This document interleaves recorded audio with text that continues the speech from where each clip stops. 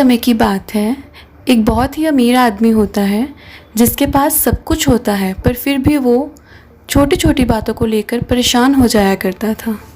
और उस आदमी को गार्डनिंग बहुत पसंद थी और उसने अपने गार्डन में हर एक तरीके के सुंदर सुंदर फूल उगा रखे थे। और एक दिन वो क्या देखता है कि इतने सुंदर सुंदर फूलों के बीच में कुछ जंगली पौधे उग चुके हैं, जिसको देखकर वो बहुत ही उदास हो जाता है और सोच में पड़ जाता है कि अब मैं क्या करूं।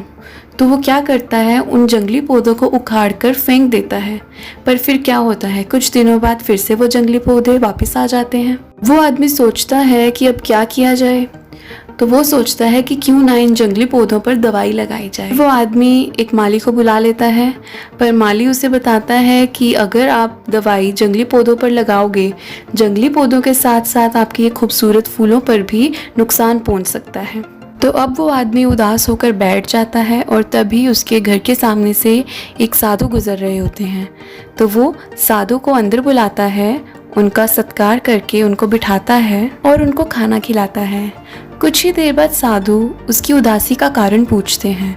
तो वो आदमी अपनी उदासी का कारण बताते हुए कहता है कि मुझे फूल बहुत पसंद है, पर इन जंगली पौधों की वजह से मैं बहुत ही ज़्यादा उदास और परेशान हूँ कि मैं इनके बारे में क्या करूँ। तो साधु मुस्कुराते हैं और कहते हैं कि मेरे दोस्त, तुमने इन जंगली पौधों को नहीं चाहा था, पर अब ये तुम्हारे गार्डन का हिस्सा बन चुके हैं।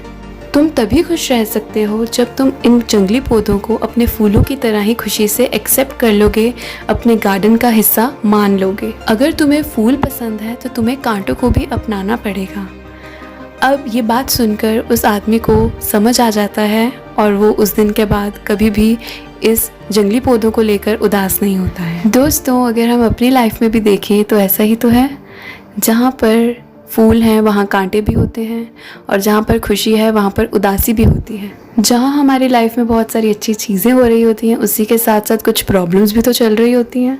अगर हमारी ज़िंदगी में उदासी होगी ही नहीं तो हमें खुशी का पता कैसे चलेगा, मज़ा ही कैसे आएगा, स्वाद ही कैसे आएगा। अच्छा बुरा दोनों ही पहलू हमारी ज़िंदगी के हिस्से हैं और एक दूसरे के बिना अधूरे भी हैं। बेशक हमें अपने जो भी प्रॉब्लम्स हैं, जो भी चल रहे हैं हमारी लाइफ में, उसको दूर करने के लिए स्टेप्स लेने चाहिए।